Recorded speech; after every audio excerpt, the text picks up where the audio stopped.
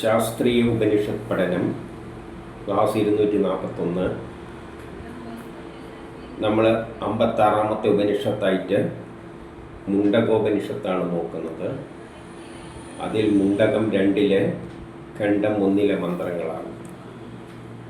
അപ്പോൾ നമുക്ക് ഓരോന്നായിട്ട് നോക്കാം. 1 പറയുന്നു, അംഗീരസ് മഹർഷി പറയുകയാണ് ശൗനകരോട്, ഞാൻ നിനക്ക് മുമ്പ് പറഞ്ഞു തന്ന പരബ്രഹ്മ പുരുഷോത്തമൻ്റെ സ്വരൂപം സത്യം തന്നെയാണ്. ഞാൻ എനിക്ക് ആ ബ്രഹ്മത്തെപ്പറ്റി, ആ പ്രപഞ്ചം ഏതിൽ നിന്നുണ്ടായോ ആ ബ്രഹ്മത്തെപ്പറ്റി, അതിൻ്റെ രൂപത്തെപ്പറ്റിയെല്ലാം ഞാൻ പണ്ട് പറഞ്ഞത് ശരി തന്നെയാണ്. ഇനി കൂടുതൽ വിസ്തരിച്ച് പറഞ്ഞു തരാം.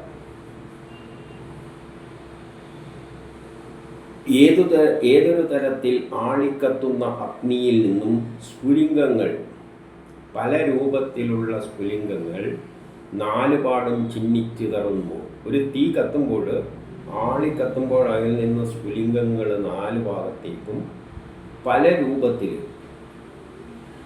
പല നിറത്തിൽ പുറത്തേക്ക് പോകുന്നു. അതുപോലെ ആദ്യം ഇവിടെ പ്രപഞ്ചത്തിൽ ഒരു ശക്തിയേ ഉണ്ടായിരുന്നു. അതിനാണ് ബ്രഹ്മം എന്ന് പറയുന്നത്. അതിന് രൂപവും ഭാവമില്ല, ഒന്നുമില്ല. അതൊരു അഗ്നി പോലെ അതിൽ നിന്ന് പലതും പുറത്തേക്ക് തെറിച്ചു. അതുപോലെ അവിനാശിയായ ആ ബ്രഹ്മത്തിൽ നിന്ന്, ആ ബ്രഹ്മം മാത്രമാണ് നശിക്കാത്തൊരു സംഗതി ഉണ്ടായിരുന്നത്. ആദ്യം സൃഷ്ടിക്ക് മുമ്പിൽ അത് മാത്രമേ ഉണ്ടായിരുന്നുള്ളൂ. അതിൽ നിന്ന് സ്ഫുലിംഗങ്ങൾ കണക്കെ സൃഷ്ടികാലത്ത് നാനാപ്രകാരത്തിലുള്ള മൂർത്തികളും അമൂർത്തങ്ങളുമായ പല വസ്തുക്കൾ ഉത്ഭവിച്ചു. ജീവനുള്ളതും ജീവനില്ലാത്തതുമായ പലതരം വസ്തുക്കൾ അതിൽ നിന്ന് ഉത്ഭവിക്കുകയും പ്രളയകാലത്ത് തിരിച്ച് അതിലേക്ക് പോവുകയും ചെയ്യുന്നു. ഇനി 2 അപ്പം തീയിൽ നിന്ന് സ്ഫുലിംഗങ്ങൾ വരുന്നത് പോലെ ആദ്യം ബ്രഹ്മം മാത്രമേ ഉണ്ടായിരുന്നുള്ളൂ. അതിൻ്റെ രൂപവും ഭാവമില്ല. അതാണ് ഈശ്വരൻ. അതിൽ നിന്ന് സ്ഫുലിംഗ രൂപത്തിൽ ഈ ജീവജാലങ്ങളെല്ലാം ഒരു സയൻസ് തത്വത്തിൻ്റെ അടിസ്ഥാനത്തിൽ ഉത്ഭവിച്ചിട്ടുണ്ടായി. ഇനി 2 പറയുന്നു, ആ പരമാത്മാവ് ഏതിൽ നിന്നാണോ ഇതെല്ലാം ഉണ്ടായത് അത് ആകാരരഹിതനും എല്ലാ ജഗത്തിലുള്ള എല്ലാ വസ്തുക്കളുടെയും അകത്തും പുറത്തും എല്ലാം വ്യാപിച്ചവനാണ്. കാരണം അത് തന്നെയാണ് എല്ലാമായി മാറിയത്. അപ്പോൾ കാണുന്ന എല്ലാം അത് തന്നെയാണ്. അതിൽ നിന്ന് തന്നെ, തീയിൽ നിന്ന് പുറത്തേക്ക് വരുന്ന തീപ്പൊരിയും തീ തന്നെ. അതേപോലെ ഈ ബ്രഹ്മത്തിൽ നിന്ന് പുറത്തു വന്ന എല്ലാ ചക്കയായാലും മാങ്ങയായാലും എല്ലാം അത് തന്നെ. അതിൻ്റെ അകത്തുള്ളതും പുറത്തുള്ളതും എല്ലാം അത് തന്നെ. അതിന് ജനന മരണമില്ല. ആ സംഗതിക്ക്, പരമാത്മാവിന് മാത്രമാണ് ജനന മരണമില്ലാത്തത്. അതിൽ നിന്ന് ചിലതുണ്ടാകും, പിന്നെ തിരിച്ച് അവിടെ തന്നെ ചെല്ലും. അതിന് പ്രാണനുമില്ല, ഇന്ദ്രിയങ്ങളുമില്ല, മനസ്സും ഒന്നും തന്നെ അതിനില്ല. അവയുടെ ആവശ്യമൊന്നും അതിനില്ല. എന്തെങ്കിലും സൃഷ്ടിക്കുന്നതിന് അതിനെ കാണാനോ കേൾക്കാനോ ഒന്നും അതിൻ്റെ ഒന്നും ഇന്ദ്രിയങ്ങളുടെ ഒന്നും ആവശ്യമില്ല. അതിൽ നിന്ന് ഓട്ടോമാറ്റിക്കായിട്ട് അതെല്ലാം ഉണ്ടായിക്കൊള്ളും. അതിന് ഇന്ദ്രിയങ്ങളുടെ ഒന്നും ആവശ്യമില്ല. അതുകൊണ്ട് അവൻ അവിനാശിയായ നമ്മുടെ ജീവാത്മാവ്, നമ്മുടെ ഉള്ളിലുള്ള നമ്മുടെ പ്ലാനിനെയാണ് ജീവാത്മാവ് എന്ന് പറയുന്നത്. അതാണ് ഞാനെന്ന ചിന്തയുണ്ടാക്കുന്നത്. അതിനെക്കാട്ടിയും എത്രയോ മഹത്തരമാണ്. കാരണം അതിൻ്റെ ഒരു അംശത്തിൽ നിന്നാണ് നമ്മുടെ ജീവാത്മാവെല്ലാം ഉണ്ടായിരിക്കുന്നത്. ഇനി 3 ആ ഈശ്വരനിലെ ആ ബ്രഹ്മം നിരാകാരനും, അതിന് ഒരു രൂപങ്ങളൊന്നും തന്നെയില്ല. എന്തെല്ലാം ഇന്ദ്രിയങ്ങളടക്കം എന്തെല്ലാം ഇവിടെ ഉണ്ടായിട്ടുണ്ടോ അതിനേക്കാളെല്ലാം മഹത്വം. അപ്പോൾ ഇവിടെ എന്തെല്ലാം ഉണ്ടായിട്ടുണ്ടോ അതെല്ലാം അതിൽ നിന്നുണ്ടായതാണ്. അതുകൊണ്ട് അത് തന്നെ ഇതിനെ ഉണ്ടായത് എല്ലാത്തിൽ നിന്നും കാട്ടിയും മഹത്തരമായത്. അത് അവയിൽ നിന്നും അന്യമായിട്ടാണ് നിൽക്കുന്നത്. ബ്രഹ്മത്തിന് ഇതുമായിട്ട് ഒരു ബന്ധവുമില്ല. അതിൽ നിന്നാണ് ഉണ്ടായെങ്കിലും ഇവിടെ നടക്കുന്ന സംഭവങ്ങളുമായിട്ടൊന്നും അതിന് നേരിട്ട് പ്രത്യക്ഷത്തിൽ ഒരു പങ്കുമില്ല. പക്ഷേ അവയെ പ്രവർത്തിക്കാൻ സമർത്ഥനുമാണ്. പക്ഷേ ഇവിടെ എന്തെല്ലാം നടക്കുന്നുണ്ടോ അതെല്ലാം അതിൽ നിന്ന് തന്നെ ആണ് നടക്കുന്നത്. ഉദാഹരണമായിട്ട് മിസ്റ്റർ അംബേദ്കർ ഭരണഘടന ഉണ്ടാക്കിയെങ്കിൽ ആ ഭരണഘടനയായിട്ട് ഇപ്പോൾ അംബേദ്കർക്ക് എന്തോ ബന്ധമുണ്ടോ എന്ന് ചോദിച്ചാൽ ഒന്നുമില്ല. പക്ഷെ അദ്ദേഹത്തിൻ്റെ ആ ആശയം അനുസരിച്ച് തന്നെയാണ് കാര്യങ്ങൾ മുഴുവൻ നടക്കുന്നത്. അതുപോലെ ബ്രഹ്മത്തിൽ നിന്നാണ് എല്ലാം ഉണ്ടായതെങ്കിലും ആ ബ്രഹ്മത്തിന് അതുമായിട്ട് പിന്നെ നേരിട്ട് ബന്ധമൊന്നുമില്ല. അതേസമയം തന്നെ ഇവിടെ നടക്കുന്നതെല്ലാം അതിൻ്റെ തീരുമാന പ്രകാരവുമാണ്. അത് പ്രവർത്തിക്കാൻ അത് സമർത്ഥനുമാണ്.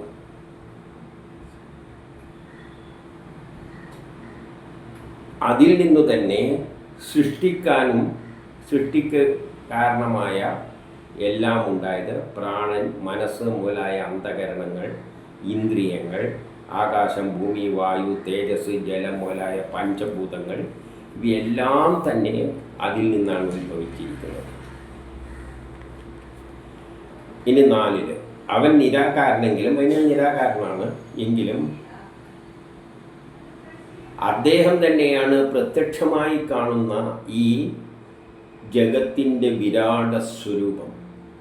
ഈ പ്രപഞ്ചത്തെ മുഴുവൻ ഒരു വലിയ വിരാട ജീവിയായി ചിത്രീകരിക്കുമ്പോൾ ആ വിരാട സ്വരൂപം ആ ബ്രഹ്മം തന്നെയാണ്. ആ ബ്രഹ്മത്തിൽ നിന്നാണ് ഇതെല്ലാം ഉണ്ടായത്. ഈ രൂപത്തിൽ ഇങ്ങനെ പ്രത്യക്ഷമായിരിക്കുന്നത് 7 ലോകങ്ങളുള്ള ഒരു വലിയൊരു ജീവി മാതിരി. അതാണ് വിരാട സ്വരൂപം. അത് ബ്രഹ്മം തന്നെയാണ്, അല്ലാതെ അതിൽ നിന്ന് വേറെയായിട്ടൊന്നും ചിന്തിക്കരുത്. അപ്പോൾ അങ്ങനെ വരുമ്പോൾ ആ വിരാട സ്വരൂപത്തിൻ്റെ മസ്തകം, തല എന്ന് പറയുന്നത് ഈ ഭൂലോകങ്ങളാണ്. കണ്ണ് എന്ന് പറയുന്നത് സൂര്യനും ചന്ദ്രനുമായിട്ടെല്ലാം എടുക്കുക.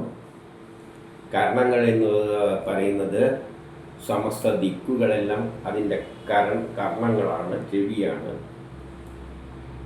ഛന്ദസ്സുകൾ മന്ത്രരൂപത്തിൽ വേദങ്ങളായിട്ട് വന്നിരിക്കുന്നതെല്ലാം, അതായത് സയൻസ് എല്ലാം അദ്ദേഹത്തിൻ്റെ പ്രാണവായുവാണ്. അദ്ദേഹത്തിൻ്റെ പ്രാണശ്വാസം എന്ന് പറയുന്നത് വേദങ്ങളെല്ലാമാണ്. ഛന്ദസ് രൂപത്തിൽ, മന്ത്രരൂപത്തിൽ എഴുതിയിരിക്കുന്ന എല്ലാ വേദങ്ങളുമാണ്. ഈ സമ്പൂർണ്ണ ചരാചര ജഗത്ത് എന്നത് അദ്ദേഹത്തിൻ്റെ ഹൃദയമായിട്ടെടുക്കുക, പാദങ്ങൾ ഭൂമിയായിട്ടെടുക്കുക. ഇവ തന്നെ ഇതിൻ്റെ എല്ലാം അന്തരാത്മാവായിരിക്കുന്ന പരമാത്മാവ്. ഇതിൻ്റെ എല്ലാ അകത്തിരിക്കുന്ന അന്തരാത്മാവിൽ അന്തരാമിയായിരിക്കുന്ന ആ സാധനം പരമാത്മാവും അവൻ തന്നെയാണ്. എല്ലാത്തിൻ്റെ അകത്തുള്ളത് ആ പരമാത്മാവ് തന്നെയാണ്.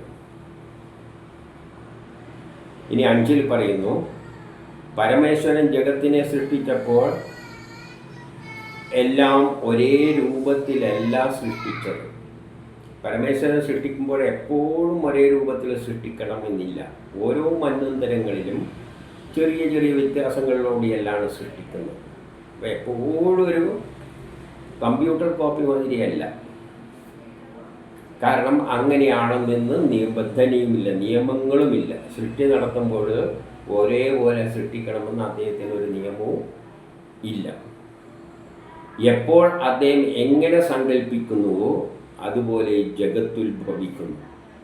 അവൻ്റെ മനസ്സിലുള്ള സങ്കല്പമനുസരിച്ചാണ് പ്രപഞ്ചമുണ്ടാകുന്നത്. അതുപോലെ തന്നെ നമ്മളൊരു വീട് വെക്കുകയാണെങ്കിൽ നമ്മളെ മനസ്സിലെ സങ്കല്പം അനുസരിച്ചാണ് ഒരു വീട് വെക്കുക. അടുത്ത വീട് വെക്കുമ്പോൾ അതേമാതിരി സങ്കല്പത്തിൽ വേണമെന്നില്ല, മാറ്റങ്ങൾ വരും. അതുപോലെ അതിൽ നിന്നും അദ്ദേഹത്തിൻ്റെ സങ്കല്പം എന്താണോ, ആ പ്ലാൻ എന്താണോ, മനസ്സിലുള്ള പ്ലാൻ എന്താണോ, അതിനനുസരിച്ചാണ് പ്രപഞ്ചം രൂപാന്തരം പ്രാപിക്കുക. അത് ഓരോ കാലത്തും ഓരോ തരത്തിലായിരിക്കാം. അദ്ദേഹത്തിൻ്റെ അചിന്ത്യമായ ശക്തിയുടെ ഒരംശമാണ് അഗ്നിയായിട്ട് രൂപാന്തരപ്പെട്ടത്. അപ്പം അദ്ദേഹത്തിൽ നിന്ന് ആദ്യം പുറത്തേക്ക് വന്നത് ഊർജമാണ്, അഗ്നിയാണ്. സൃഷ്ടിയിൽ ആദ്യം ഉണ്ടായ സാധനം അഗ്നിയാണ്, ഊർജമാണ്. അതിൻ്റെ ഇന്ധനമായി തീർന്നു സൂര്യൻ. അപ്പോൾ ആ ഊർജത്തിൻ്റെ സ്രോതസ് എന്ന് പറയുന്നത് സൂര്യൻ എന്ന ഗ്രഹത്തിലൂടെയാണ് ആക്ട് ചെയ്യുന്നത്. അപ്പോൾ സൂര്യനാണ് അതിൻ്റെ ഇന്ധനം. പിന്നെ അഗ്നിയിൽ നിന്നും ഊർജത്തിൽ നിന്നും ചന്ദ്രനുണ്ടായി, സൂര്യനുണ്ടായി, പിന്നെ ചന്ദ്രനുണ്ടായി, ചന്ദ്രൻ, അങ്ങനെ ഗ്രഹങ്ങളെല്ലാം ഉണ്ടായതിന് ശേഷം മേഘങ്ങളുണ്ടായി. ആകാശത്തിലെ മേഘം എന്ന് പറഞ്ഞാൽ മഴക്ക് കാരണമായ മഴ രൂപത്തിൽ പെയ്യാൻ തുടങ്ങിയപ്പോൾ എന്തുണ്ടായി? മേഘവർഷത്തിൽ നിന്നും ഭൂമികളിൽ ഔഷധങ്ങൾ, സസ്യങ്ങൾ വളരാൻ തുടങ്ങി. ക്രമത്തിൽ പറയുകയാണ്, സസ്യങ്ങൾ വളരാൻ തുടങ്ങി. അതിലാണ് ഔഷധ ഗുണങ്ങളുള്ളത്. ഔഷധങ്ങൾ എന്ന് പറഞ്ഞാൽ സസ്യത്തിലെ നീരിൽ ജനിതകമായ വസ്തുക്കൾ ഉണ്ടാക്കാനുള്ളതാണ് ഔഷധങ്ങൾ. ഔഷധങ്ങൾ എന്ന് പറയുന്നത് പുതിയ ജീവജാലങ്ങളെ സൃഷ്ടിക്കാനെല്ലാം കഴിവുള്ളത്. ആ ഔഷധ ജലത്തിൽ നിന്ന്, പുരുഷനിലെ ഔഷധ ജലത്തിൽ നിന്നാണ് സ്ത്രീയിൽ തളിച്ചപ്പോഴാണ് സന്താനങ്ങൾ ഉണ്ടായത്. അതായത് പുരുഷൻ സ്ത്രീ എന്നീ രൂപത്തിലായി. പിന്നെ സന്താനങ്ങൾ ഉണ്ടാകുന്ന ഒരു ക്രമമായിട്ട് അതിന് സൃഷ്ടിക്രമം ചുരുക്കി പറയുകയാണ്. അങ്ങനെ നാനാതരത്തിലുള്ള ചരാചരങ്ങൾ പരമേശ്വരനിൽ നിന്നും ഉണ്ടായി. അപ്പം ആദ്യം ഗ്രഹങ്ങളുണ്ടായി, പിന്നെ മേഘമുണ്ടായി, മഴ പെയ്തു. മഴ പെയ്യുമ്പം ചെടികൾ വളരാൻ തുടങ്ങി. അതിൽ ഔഷധമുള്ള ഗുണങ്ങളുള്ള ജീവജാലങ്ങൾ ഉണ്ടാവുണ്ടായി, നീരുകളുണ്ടായി. അതിൽ നിന്ന് മനുഷ്യരും ഇതുമെല്ലാം ഉണ്ടായി തലമുറയായിട്ട് വർദ്ധിക്കാൻ തുടങ്ങി. ഇനി ആറില്, ആ പരമേശ്വരനിൽ നിന്നു തന്നെ ഋഗ്, യജുർ, സാമവേദ മന്ത്രങ്ങളുണ്ടായി. വേദങ്ങൾ, സയൻസ് എല്ലാം അതിൽ നിന്ന് തന്നെയാണ് സയൻസ് ഉത്ഭവിച്ചത്. ആ സയൻസിൻ്റെ അടിസ്ഥാനത്തിലാണ് സൃഷ്ടിക്രമം നടന്നത്. ആ സയൻസാണ് ഋഗ്, യജുർ, സാമവേദങ്ങളായിട്ട് രൂപാന്തരം പ്രാപിച്ചു. അങ്ങനത്തെ മന്ത്രങ്ങളുണ്ടായി. അതിലൂടെ തന്നെയാണ്, ആ സയൻസിൻ്റെ അടിസ്ഥാനത്തിൽ തന്നെയാണ് യജ്ഞങ്ങളുണ്ടായി. കർമ്മങ്ങൾ ചെയ്യാൻ തുടങ്ങി. കർമ്മങ്ങൾ കൂടെയാണ് ദക്ഷിണയുണ്ടായത്. കർമ്മം ചെയ്യുമ്പോഴാണ് പുതിയ ഫലം പുറത്തേക്ക് വരുന്നത്. അവയെ നിയന്ത്രിക്കാനായി സംവത്സരാദി വർഷങ്ങളുമുണ്ടായി, കാലങ്ങളുമുണ്ടായി. അപ്പം ഭൂമിയിൽ നടക്കുന്ന യജ്ഞങ്ങളെ നിയന്ത്രിക്കുവാനായിട്ട് കാലങ്ങളുണ്ടായി.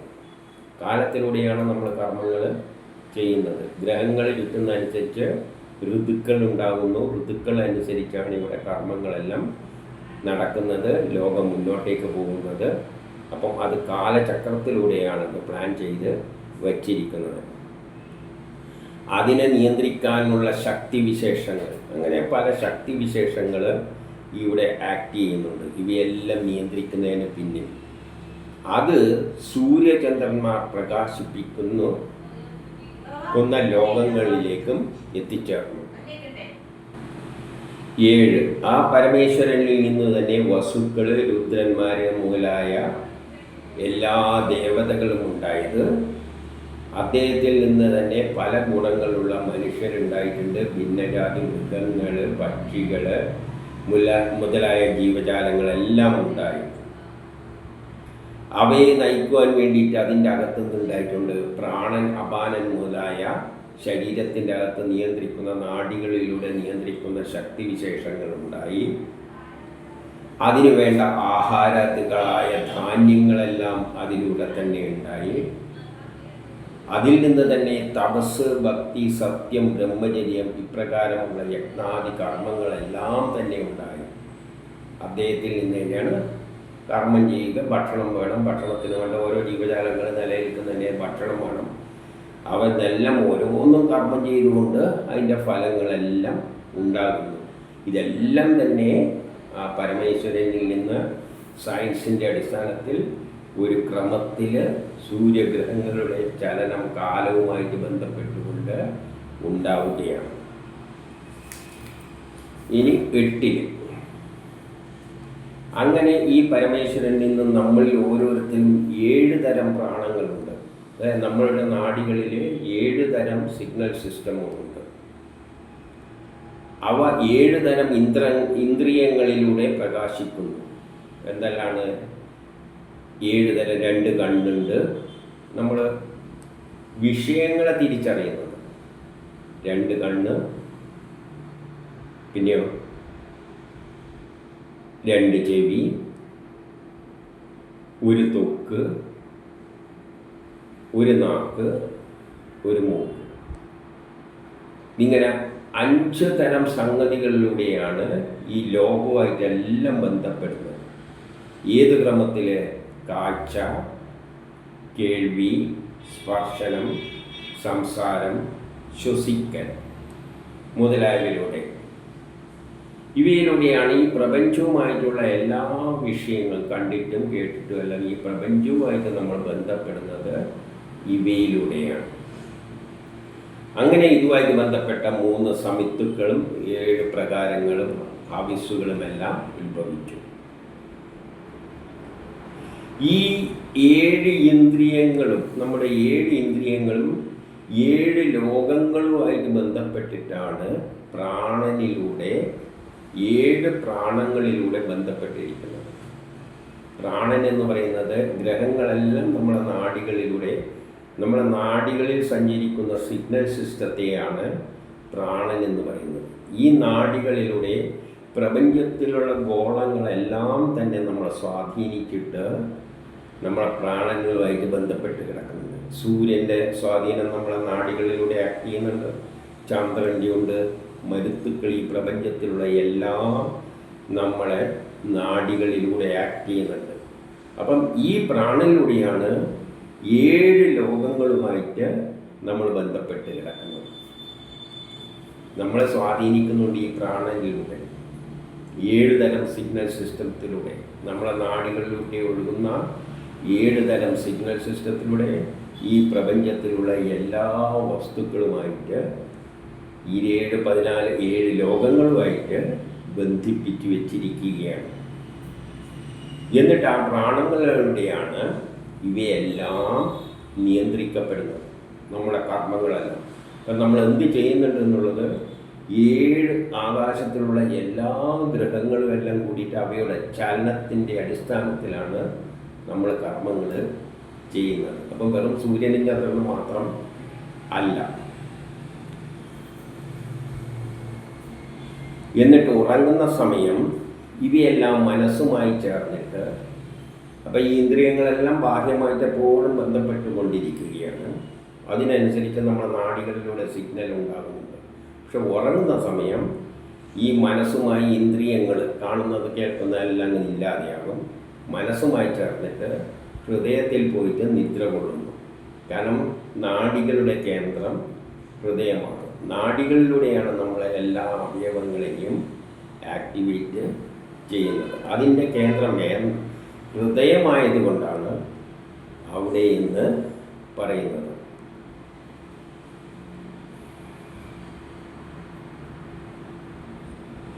ഇതെല്ലാം തന്നെ പരമേശ്വരനുമായിട്ട് ബന്ധപ്പെട്ട കാര്യങ്ങളാണ്. ഈ 9 പറയുകയാണ്, ഈ പരമേശ്വരനിൽ നിന്ന് തന്നെയാണ് സമസ്ത സമുദ്രങ്ങളും പർവ്വതങ്ങളും ഉണ്ടായത്. ആ പർവ്വതങ്ങളിൽ നിന്ന് അനേക നദികൾ പ്രവഹിക്കുന്നതും അദ്ദേഹത്തിൽ നിന്നാണ് ഉത്ഭവിച്ചത്. ആ നദികളിലൂടെ ജലത്തിലൂടെയാണ് ജീവജാലങ്ങൾക്കുള്ള ഔഷധ രൂപത്തിലുള്ള സസ്യങ്ങൾ ഉണ്ടായത്. കാരണം സസ്യത്തിൽ നിന്ന് കിട്ടുന്ന നീരുകളാണ്, പഴങ്ങളെല്ലാം തന്നെയാണ് നമ്മൾ ഭക്ഷണമായിട്ട് കഴിക്കുന്നത്. അത് ഔഷധം തന്നെയാണ്. നമ്മുടെ ശരീരത്തിൻ്റെ വളർച്ചക്കെല്ലാം സഹായിക്കുന്ന വസ്തുക്കൾ.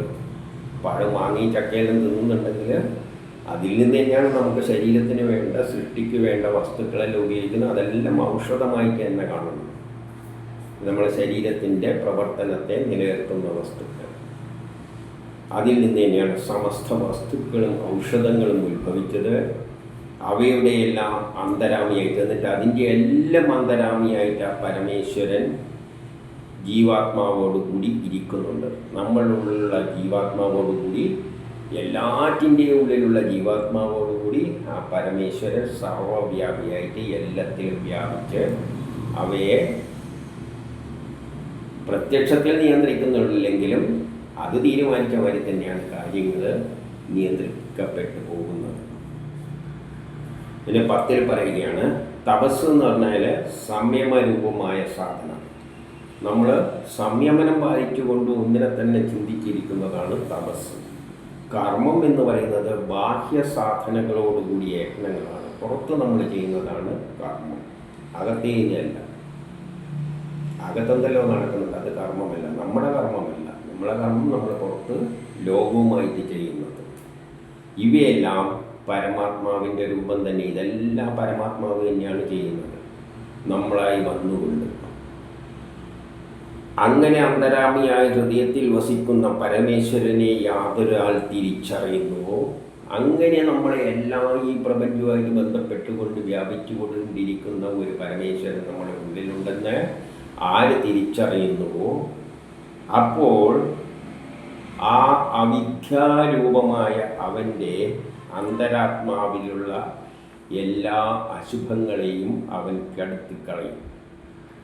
അവിദ്യാരൂപമായിട്ട്, അതായത് ഭൗതിക ലോകത്തിൽ, ഭൗതിക വിഷയങ്ങളിൽ, ഭൗതിക സയൻസിൽ, മോഡേൺ സയൻസിൻ്റെ അടിസ്ഥാനത്തിൽ നമ്മൾ എന്തെല്ലാം കർമ്മങ്ങൾ ചെയ്യുന്നുണ്ടോ ആ ചിന്തകളെയെല്ലാം നമ്മുടെ മനസ്സിൽ നിന്ന് എടുത്ത് ദൂരക്കളയും. ആരിൽ? ഈ സത്യം, നമ്മുടെ ഉള്ളിലൊരു ശക്തി ഉണ്ട് എന്ന സത്യം തിരിച്ചറിയുമ്പോൾ. അങ്ങനെ ആരെങ്കിലും തിരിച്ചറിയുന്നുണ്ടെങ്കിൽ അവൻ്റെ ഉള്ളു മുഴുവൻ ശുദ്ധമാകും. ഭൗതിക ലോകവുമായിട്ടുള്ള എല്ലാ വിഷയങ്ങളും അവൻ മറക്കും. മോഡേൺ സയൻസും വേദത്തിലുള്ള ഭൗതിക സയൻസുകളെല്ലാം മാറ്റപ്പെടും. എന്നിട്ടോ എല്ലാ പ്രകാരത്തിലും സംശയങ്ങളും ഭ്രമങ്ങളും ദുഃഖങ്ങളും എല്ലാം ദൂരീകരിച്ചിട്ട് അവൻ ആ പരമേശ്വരനെ പ്രാപിക്കും. ഈ സത്യം മനസ്സിലാക്കിയ ഇതുവരെ പറഞ്ഞ ബ്രഹ്മത്തിൽ എന്താണ് ബ്രഹ്മം, എന്താണ് ആ ബ്രഹ്മമാണ് ഈ പ്രപഞ്ചമായി മാറി നമ്മിലെല്ലാം ഉള്ളത്, അതാണ് നമ്മളെ കൊണ്ട് എല്ലാം ജയിക്കുന്നത് എന്നുള്ള സത്യം മനസ്സിലാക്കി കഴിഞ്ഞാൽ നമ്മൾ ബ്രഹ്മസാക്ഷാത്കാരത്തിലേക്ക് പോകും.